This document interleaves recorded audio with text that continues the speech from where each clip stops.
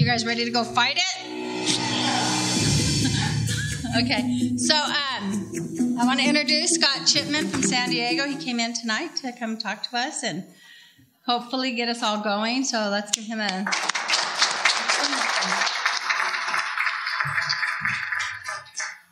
I think that's a pretty powerful. That's why I wanted you to see it. I, like you, I'm just a regular person. I am a grandfather, a father of 3, and I'm very concerned about the direction we're headed in with this issue. And we have a lot of reasons to be concerned. In my community, we started off going after the drug paraphernalia shops. We had 15 stores selling drug paraphernalia. It's illegal to sell drug paraphernalia. Did you realize that? These bongs are actually illegal by state law to be sold. And so when we started to go after that industry in our community of 37,000, a store opened up selling marijuana. We said, what are we going to do? We're going to go after the marijuana itself, or are we going to go after the bongs? And so we decided we're going to go after the marijuana. So we filed complaints. 3 were opened. Filed more complaints. 7 were opened. Filed more complaints. We ended up with 250 in the city of San Diego and 27 in our community of 37,000 people. Every one of them was illegal. The point of this is you cannot regulate criminal activity. Criminals are criminals because they do not listen to regulation. They will not follow the laws. So we had 250 stores. We still have 40 or 50 open. The city is very inefficient at closing them down. The right thing would have been to pass an ordinance to completely eliminate them in our city. Now, I'm not here to tell you about marijuana. You're going to hear about marijuana. I'm not here to inform you. I'm here to tell you how to tell your neighbors. This is not about the 40 or so people we have here tonight. This is about the 400, the 4,000 people you're going to talk to. So you've got some great leaders already operating in your community, and so listen to them, ask them how you can help them, get involved. The reason why tobacco got the way it got, and the reason why marijuana is what it is today, which is a plague on our society, is because not enough of us got involved. Sitting back and going, oh, isn't society horrible? Aren't things going horribly? I wish Christ would come tomorrow. That is not the right attitude. What Christ would want us to do is to get directly involved and influence our neighbors in a friendly way. We're not attacking our neighbors. We're telling them what we're concerned about and why they need to be concerned. If you could go ahead and get ready for the next video. I want to let you know what's really going on in our communities. I want you also to let you know I am a card-carrying Metapod user, except I don't use. These are my 2 Metapod cards, official state cards. The way I got them is that I went in, I answered one of the ads, and then there's a bunch of ads over there. I looked up a phone number. I called, got the address. I went in, and here, one doctor has 7 phone numbers. So I called a couple of them, and I went in, and they said, what's your problem? I said, pain. They wrote chronic pain. Printed out the documents, these documents right here, with the doctor's signatures preloaded in the computer. No doctor examination at all. This is what is really happening in the world of Metapod. We had a coalition member in Sacramento get their own recommendation. They got on Skype for 15 seconds with a doctor in Vegas. That was their examination. So when people say, oh, this is for medicinal purposes, don't believe it. Our coalition members have spent hundreds of hours standing, watching who goes in and out of these stores. Virtually 95% are males under the age of 35, 90% are males under the age of 25, and the other 5% are females under the age of 35. We rarely see anybody older than about 35 go in. So this is 100% recreational use by calling it marijuana. I want to let you see next what's happening in our communities, and this is Los Angeles. there were more pot shops in Los Angeles and in San Diego than there were Starbucks and McDonald's and pharmacies combined. And there still are. So, in Los Angeles. So, what's the difference between medical marijuana and Mexican drug cartel marijuana? Nothing. So when people say, as a matter of fact, we got to change our language. We don't even say medical marijuana. Just say marijuana or pot. No dispensaries. They're not dispensaries. They're pot shops. So don't let them tell you how to use the language. They said, oh, well, they were a safe distance away from the schools, right? Go ahead and load the PowerPoint, please. So, oh, you know what? I don't have the... Here it is. Thanks. All right. Awesome. Thank you. So there is no safe distance. Are we telling ourselves that our kids can't go 1,000 feet? Of course they can. People say, well, it's going to be in an industrial zone, or it's not going to be near your house, or it's not going to be near your church or your, it's ridiculous, because teens know how to go and get it. And by the way, the human brain's not fully developed until, they used to think around 25. Now we're thinking more around 28. Marijuana has a dramatic impact on the developing brain. So, I am just like you. I'm giving you, you've gotten a little history of what's going on with marijuana. I think you know a lot about it already. People say the drug war has been a failure. Really? Since 1979, drug use in the United States went from 14% of the population down to under 6%. Yes. Did it cost billions of dollars? Yes. Did people go to jail? Yes. The average amount of marijuana a person's in possession of when he goes to jail for marijuana? 60 pounds. So people say, oh, somebody got arrested for a joint. We need to decriminalize marijuana. Yes, people should not be going to jail for smoking marijuana. That's not the right thing. They need help. They don't need incarceration. But decriminalization has already occurred in most states, and this is not about putting people in jail. It's about sending the right message about what we want in our communities and our society. So, recently, drug use, particularly among marijuana, has gone up. Tobacco use has gone down. Alcohol use has gone down. Crack cocaine use has gone down. But just recently, metapot and heroin have gone up. Prop 215, that's what the voters voted for, remember, in 1996? What did we vote for? We voted for seriously ill people to be able to use marijuana. If they were arrested, they could go to the judge and say, Your Honor, I have cancer, or I've got some severe wasting disease. We didn't care that those types of people, if they thought marijuana was going to help them, God bless them. Go ahead, use it. That's what we voted for. What did we get? We got backdoor legalization.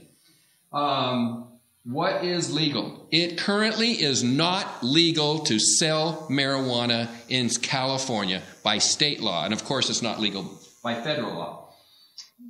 So, a pot shop's going to open. They're going to sell marijuana. Are they going to sell it for profit? Absolutely. They will be selling for profit. Is that illegal? Yes, it is illegal. But they will call it a dispensary. They'll say they're a cooperative. We had a cooperative owner in San Diego who's now serving 19 months in jail for marijuana distribution. He had 1,500 members of his cooperative. 800 of them were under the age of 21. So that's what we've got, is backdoor legalization. And Prop 19, anybody remember Prop 19 in 2010? In April of 2010, Prop 19 was polling at 56% in favor of legalizing marijuana in California. By the time November came around, it lost 55-45. So my point is, legalization of marijuana is not inevitable. As a matter of fact, we have 6 cities in the county of San Diego in the last 2 elections that voted overwhelmingly, over 60%, in opposition to distribution through dispensaries for medical purposes. And Florida did the same thing. But marijuana is medicine, right? All right. So, people think marijuana, well, everybody's calling it medicine. It must be medicine. Well, the American Academy of Ophthalmology says it's not medicine. It's not for glaucoma. So people say, well, I don't care if somebody needs it for glaucoma, they should use it. The Glaucoma Society itself says don't use it for glaucoma. So, American Academy of Child and Adolescent Psychiatry. Look down at the bottom. Furthermore, marijuana's deleterious effects on cognition and brain development during adolescence may have lasting implications. The American Academy of Pediatrics, significant consequences of marijuana that interferes with learning include negative effects on short-term memory, motivation, problem solving, concentration, attention span. Do our kids need the memory? Do they need problem solving? Do they need concentration and attention span to do well in school? Of course they do. So then we've got coordination, judgment, reaction time, tracking of ability contribute substantially to unintentional deaths and injuries among adolescents, especially those associated with vehicles. So we already have inexperienced drivers. The average age of a marijuana user is around 19 to 20. Do we want more of them on the streets driving? Of course not. Anyway, we could go on and on about the Lung Association, the American Academy of the Food and Drug Administration, very important. But I've got 4 pages of national medical associations and their statements against marijuana as medicine. So there's currently sound evidence that smoked marijuana is harmful. There are alternative FDA-approved medications in existence for treatment of many of the proposed uses of smoked marijuana. So we're not opposed to people getting medicine. As a matter of fact, we're 100% in favor of people getting medicine. What is a medicine? FDA process. For over 100 years, we've relied on the FDA process. It has served us well. There is double-blind testing. We know that there's a connection between the medicine and the ailment for which it's being prescribed. And by the way, there's no prescription. Don't let anybody say, well, he's got a prescription for marijuana. There is no such thing as a prescription for marijuana. These things that I showed you, they're recommendations. When I go to a doctor and say, Doc, my back hurts, he says, why don't you lose 25 pounds? That's a recommendation, not a prescription. No, don't let anybody use that term. So, this is the standard. If a drug product is to be marketed, disciplined, systematic, scientifically conducted trials are the best means to obtain data to ensure that the drug is safe and effective when used as indicated. Efforts that seek to bypass the FDA drug approval process would not serve the interests of public health because they might expose patients to unsafe and ineffective drug products. FDA has not approved smoked marijuana for any condition or disease indication. So it's kind of interesting. People say, oh, I just don't trust the FDA, right? Really? We don't trust the FDA, but we trust a bud tender down the street with dreadlocks and tattoos? They're our experts on marijuana. Why? Because they're users themselves. That's their expertise. Okay, Bertha Madras, I've heard her speak multiple times. She's amazing. She's been studying marijuana for over 30 years. She is a brain biologist. That's all she does is study the brain and the impacts of chemicals and drugs on the brain. She's got 50 patents for how to study the brain with chemicals. She takes pictures of people who have been using different drugs. And marijuana, she has huge concern over. There is no such thing as medical marijuana. That is, there is not a particular type of marijuana used for medicinal purposes, let alone for a specific proven medical purpose. Physician recommendations for medicinal use of smoked marijuana obtainable in a dispensary are not grounded in systematic evidence-based research, which is the hallmark of our system. All right, so I say medical marijuana is the snake oil of the 21st century. Interesting, I tell young people it's the snake oil of the 21st century. They say, what's snake oil? And I asked them, said, yeah, what is snake oil? Well, there was a time in the 19th century when they were selling, they actually called it snake oil. They said, well, we got this oil out of the snake. And of course, everybody knows that snakes have medicinal qualities. And so they called it snake oil. And then every guy that was hawking his product from the back of his wagon going into small towns was called a snake oil salesman. All right, so we support the FDA process 100%. Do I just advance it for me?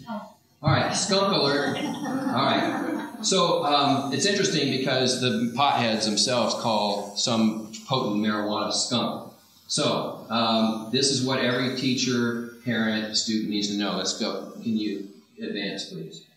All right, so potent pot. Marijuana, I have to say there was one thing wrong about that video I showed early on. Marijuana is not 4, 10 times stronger. It is 20, 50 times stronger. The marijuana of the Cheech and Chong era was 1.5 to 2% THC. The marijuana of today, the low-strength marijuana, is 20+%.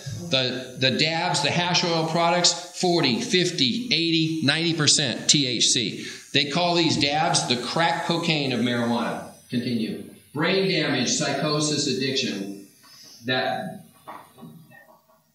chances of you becoming psychotic, becoming schizophrenic, go up 5 times for a regular user, like an everyday user, and even 3 times for someone who's just using it once a week. And by the way, marijuana, the reason why marijuana is so impactful on the brain is because it is fat soluble. Alcohol is water soluble. You drink a beer or a martini, an hour later, half of your alcohol has been processed through your body. Marijuana, because it's fat soluble, stays in your system for 7 days is considered the half-life. So if you say, I'm going to just use my marijuana like I do wine. I'm going to have a glass of wine a day. No, I'll just have 1 joint a day. Or even just 1 or 2 joints a week. Your THC level will go up, up, up, up. It will never go down unless you go cold turkey for 30 or 40 days. Continue, please. All right. Can cause permanent brain damage. Because of the human brain not being fully developed until mid-20s, then it changes the way the brain, the connections are being made. And what does it affect the most? The hippocampus, which is the part of the brain that is the decision-making. And you know what's interesting about it? That part of the brain is the part that allows you to self-analyze, to look at yourself. How am I doing? What am I doing? Am I going in the right direction? That part of the brain is impacted by marijuana users. And because my phone number is on the internet, I get calls from marijuana users all the time because they're very upset with me and our coalition. And it's interesting. I ask them, well, what do you think about driving under the influence? Oh, I drive so much better when I'm smoking dope. They all think they're driving better. You ask a typical alcoholic, you see the alcoholic driving home from the bar, and he's over to the side of the road, he's driving slow, and the cop goes, oh, there's a guy that's driving drunk, right?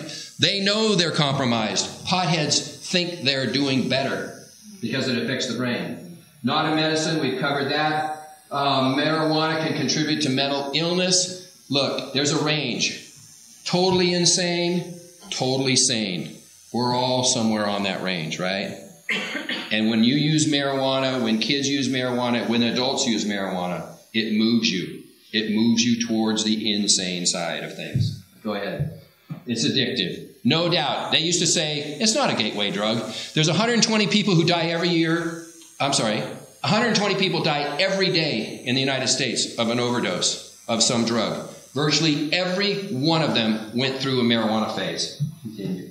The fetus. I mean, this is unbelievable, but it can impact the fetus before the mom even knows she is pregnant. And it's mutagenic. So it affects the chromosomes.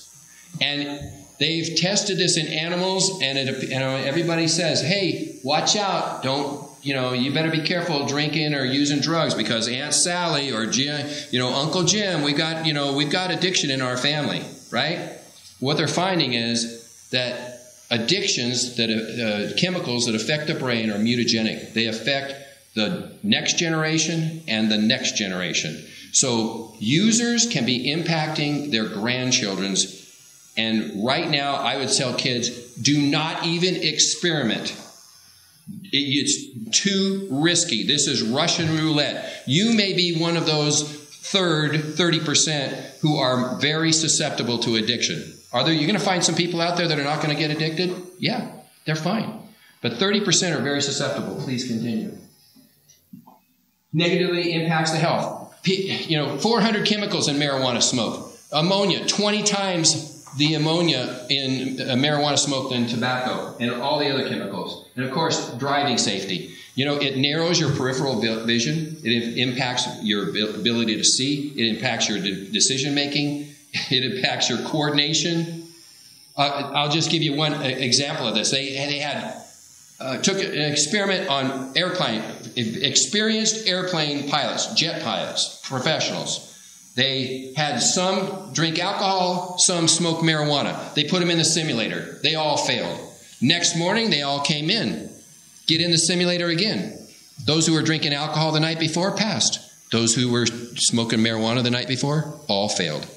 So this is much worse than tobacco. And ask yourself this. Would you rather have your airline pilot or your brain surgeon smoke a cigarette before he comes to work or on you, or smoke a joint? All right, it's a victimless crime, right? There's no victim. I mean, it's just me. I can do whatever I want with my body, right? Let's go. Foster dad, high on marijuana, left a 10-month-old girl to die in a hot car, just driven home from his... All right, next. 4-month-old dies, left in a car by parents for 15 hours. Mom and dad both forget a 4-month-old for 15 hours? How does that happen? Only when you are high. And these were marijuana users. They would say, well, they were probably using other drugs too. You know, but, okay. She was standing right by her car. 3-month-old baby dies in a hot car. He's smoking marijuana beside the car while his baby is baking. Next. Marijuana is the bomb. And by the way, a woman in Ohio beheaded her baby last week on marijuana. And the people who came into the crime scene, to the scene, had to all go into counseling. It was so horrific. And people say, oh, you're just, you've got reefer madness. I've been accused of having reefer madness all the time. That is reefer madness, is to see kids harmed because their parents won't admit that they're addicted and won't get off the drug. Marijuana is the bomb. This happened in my neighborhood, but we had 35 explosions in less than a year in San Diego from hash oil production. Continue. 2 toddlers die. The older one comes to mommy. Mommy, baby's in the pool. She's stoned. She can't get herself up off the couch to pick up the baby out of the pool. So the other baby goes and tries to rescue his sibling, and he dies too. Marijuana explosions. These are hash oil explosions. We had 10 units of an apartment building all destroyed. And hash oil, you know what goes in the edibles? What goes in the waxes? What goes into the concentrates? What goes into the cookies? Hash oil. That's what you have to have, and that's what's causing these explosions. Please go.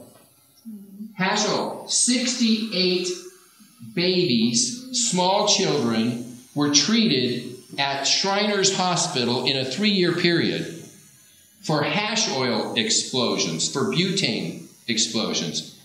If there's 68 little children that go to Shriners, how many other children went to other hospitals all over the state? And how many hash oil labs are there if 68 end up in one hospital? Continue. Crane operator, under the influence, knocks down the wrong building, kills people. Schizophrenia and violent acts. Daily, this is a schizophrenia bulletin. Go ahead. Oh, yeah. Jared Lautner shot Gabby Giffords and killed 6, wounded 13. Pot user. Continue. Saranoff brothers, both pot user. He was described by his friends as a normal pothead. And then you've got statements off to the side of what the medical science is regarding marijuana. Go ahead. This kid goes on a ski vacation just a couple of weeks ago to Denver with his family. He's doing great, and they're having a great family time. He takes an edible, gets psychotic, and shoots himself in the head. His parents come back he didn't want to go out with us. He was feeling weird. He wasn't coherent. They come back. Their son's dead. Next. This guy, foreign exchange student from Africa, his friends decide, let's go to Denver on a pot spring break.